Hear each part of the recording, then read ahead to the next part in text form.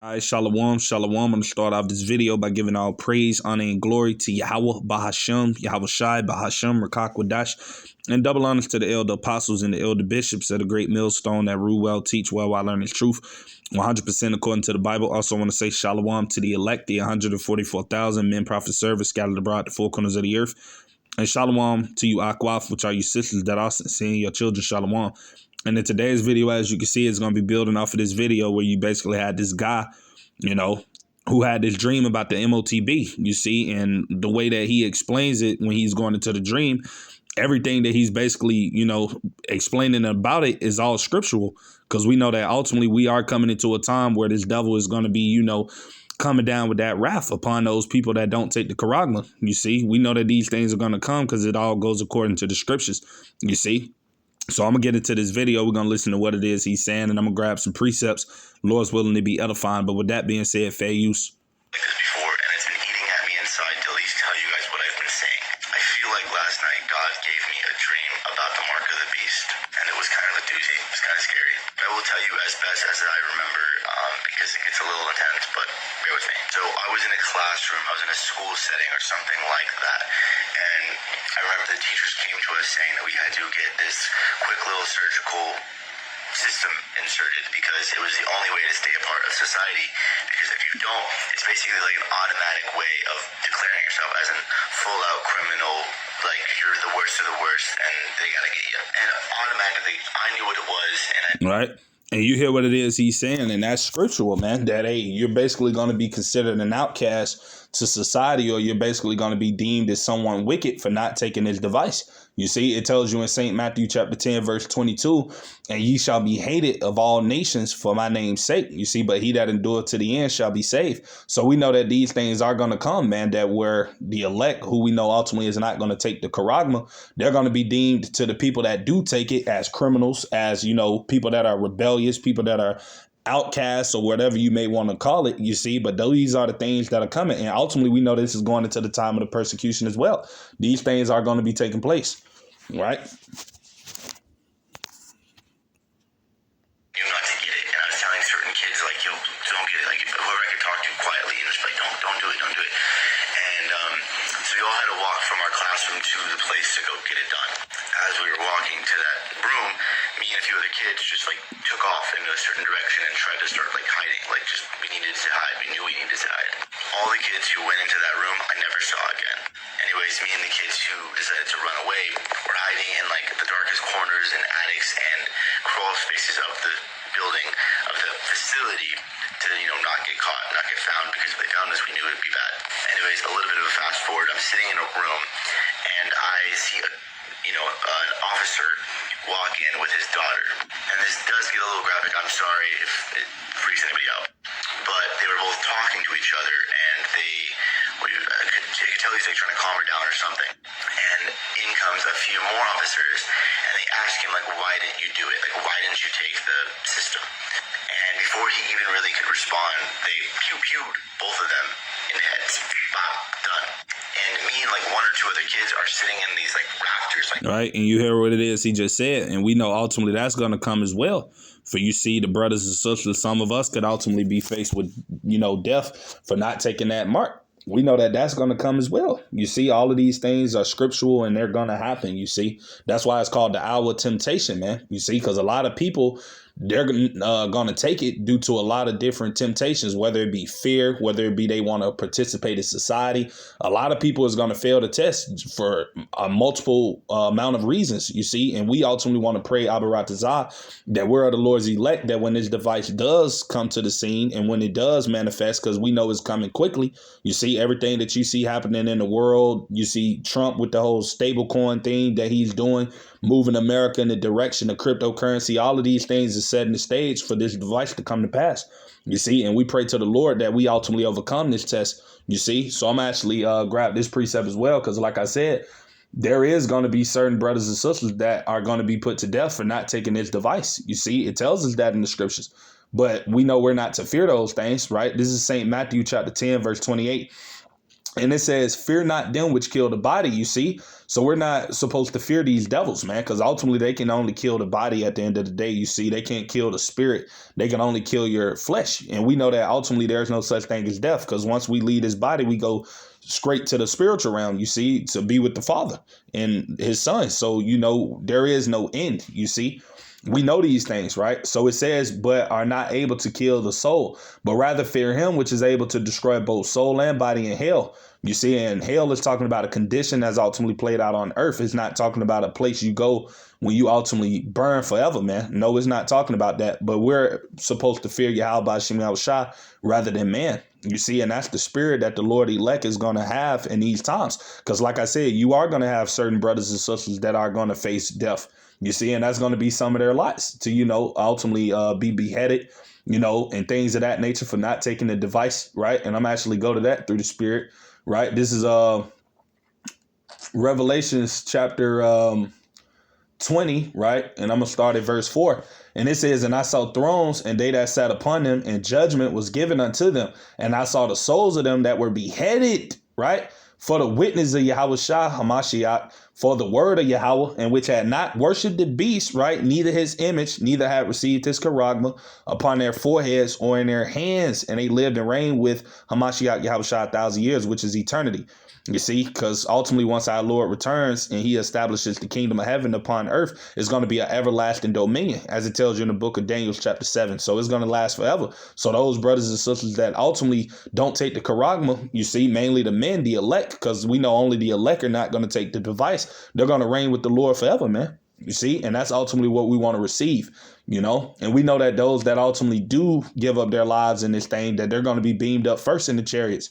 As it tells you right here, this is 1 Thessalonians chapter 4, verse 16. For the Lord, Yahweh Ba'ashem Yahushua himself shall descend from heaven with a shout, with the voice of the archangel, and with the trump of the Most High, and the dead and the anointed shall rise first, man. So all of the brothers you see, and a few sisters that are going to be beheaded for ultimately not taking this device, when the Lord returns via the chariots, they're going to be beamed up first, you see.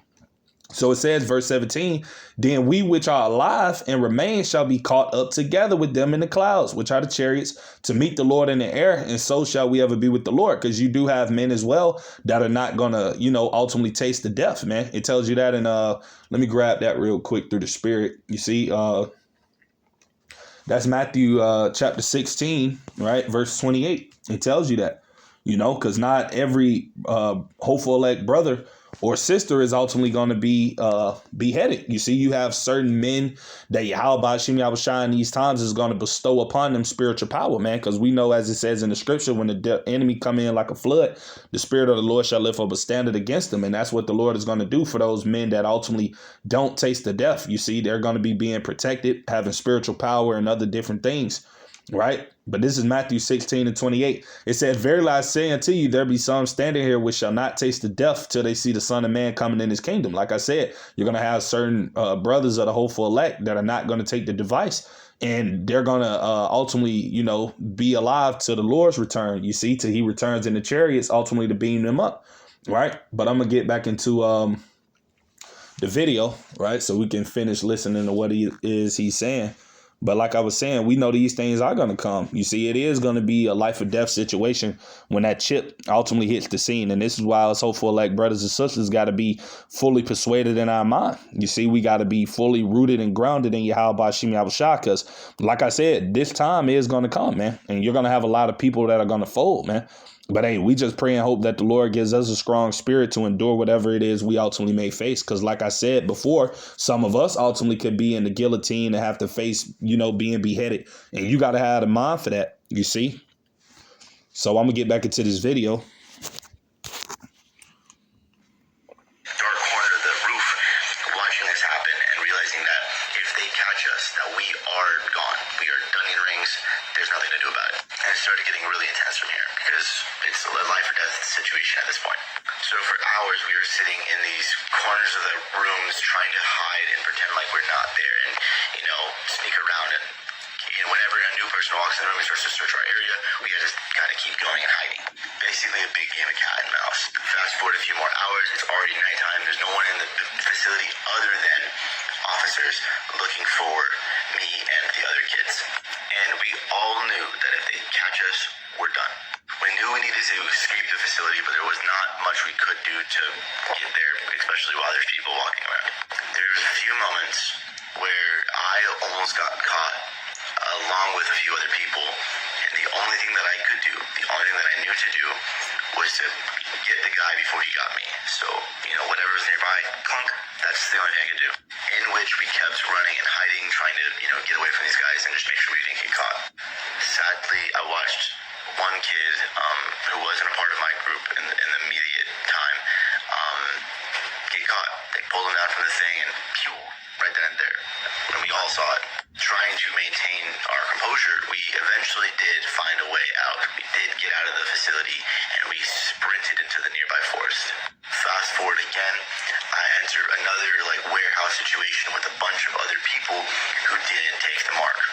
And I remember that things were very, very on edge. There was almost no food, not a lot of weapons. We didn't really have anything. And I watched a group of girls run inside the building holding up a sign. It's like 3, 2, 1. As soon as they put 0, they were hiding, and a truck pulls up with a bunch of people in it, a bunch of officers, and they get out and they start searching the area. And I knew the only thing that I could do was go and hide in the rafters again. I had to get up somewhere high and hide. And it was so scary because I was trying really hard not to knock anything over. In the area that I was in, there's a bunch of tools and stuff in this warehouse, and one little nut or screw falling off where I was would tell them, hey, come get me. It was pretty terrifying. And so anyways, I was up in the rafter. I got my way up there, and I watched these guys start to really search every single corner of this building, and it felt in my gut that it was only a matter of time before they find me. So I had to just keep hiding. I had to keep finding a way out. And then I woke up, and man, it felt really real. It felt extremely realistic, and there were some other details I won't go into because they were just a little bit more graphic, but it was real. It was there. I was there. And part of me just knows that when this mark actually comes, when the mark of the beast actually comes, this is how it's going to be. It's going to be at a point where if you take it, you're part of society, but you deny God. And if you don't take it, you will be. But again, I don't know. I'd rather go and be. Right. And you heard what it is the guy basically said, And like I said, we know these things will happen, right? Because it's all part of prophecy. And you are going to have certain events like this playing out, you see? So I'm actually go to this precept as well, right? This is Revelation chapter 2, verse 10. It says, fear none of those things which thou shalt suffer, right? Because we know us hopeful like brothers and sisters, you see, we're going to suffer some things in these times, you see? Behold, the devil, right, talking about Esau, the so-called white man, shall cast some of you into prison, which are going to be these concentration camps, man. You see, and in these concentration centers, you see, you're going to have these devils ultimately trying to force a lot of Jakes and a lot of hopeful elect brothers and sisters to ultimately try to take that device. And if you're the Lord's elect, then you're not going to take it. You see, it says that you may be tried, right? Mean being tested. He's going to try to test you on taking that device to see if you ultimately conform, if you're going to allow fear to get in and you take it, you see, because you're going to have a lot of people, like I said before, that are not of the Lord's elect. They're going to take it, man. You see, out of fear, they're going to take it out of them not wanting to be put to death. There's going to be a lot of things happening, man. Right. But it says, and ye shall have tribulation 10 days, which is just a period of time.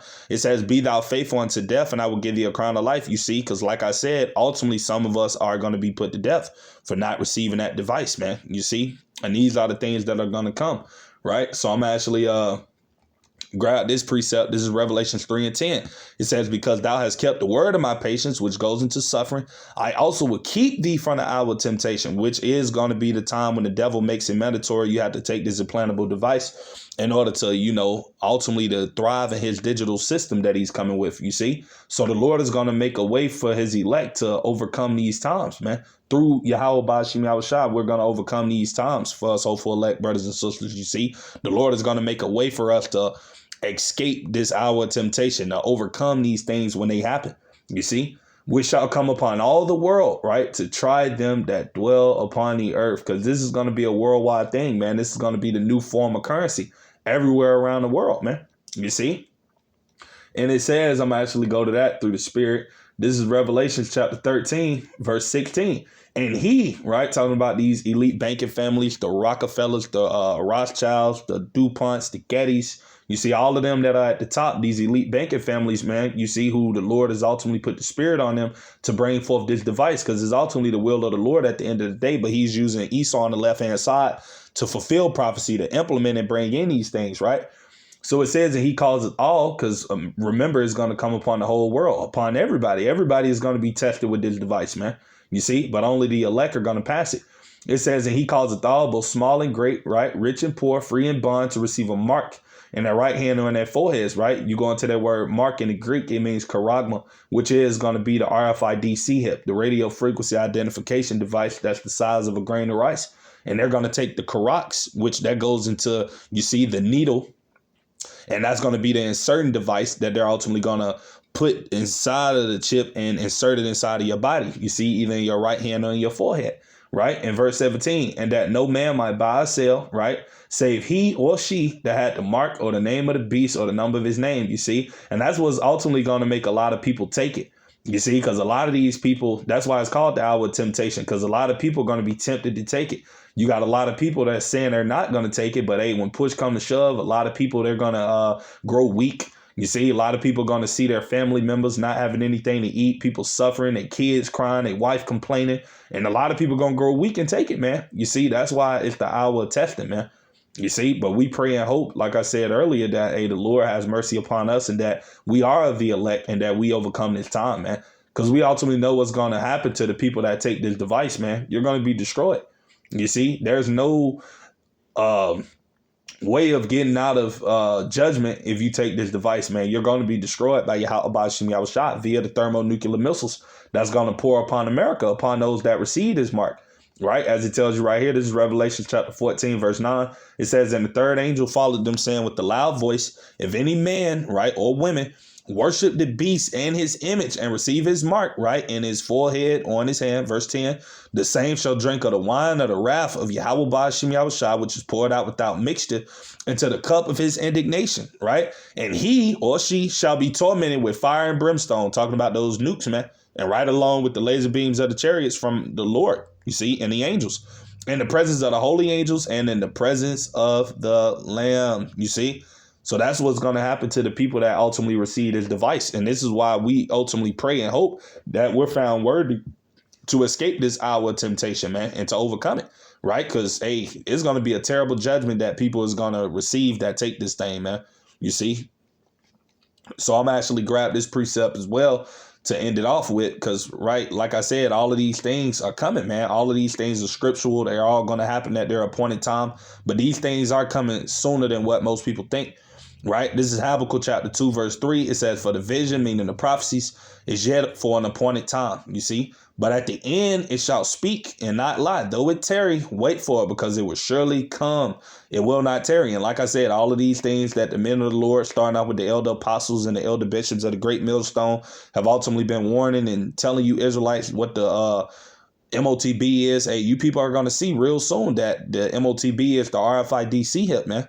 You're seeing that the men of the Lord have been telling you these things for years, man. Right. And like I said, though it tarry, wait for it, because it will surely come. It will not tarry, man. So though it looks like this thing is never going to come to pass, just wait on it, because it's going to come. It's going to happen, man. And like I said, everything that we see this devil Trump doing, hey, he's already setting the stage for this thing to come to pass. So it's only a matter of time, you know. So with that being said, Lord's willing, I pray this video be edifying to you, brothers and sisters that may come across it. With that being said, we're going to end it off like we always do by giving all praise, honor, and glory to Yahweh Ba'ashem, Yahushua Ba'ashem Rakakadash, and double honors to the elder apostles and the elder bishops of the great millstone, while learning truth 100% according to the Bible. I also want to say shalom to the elect. Shalom.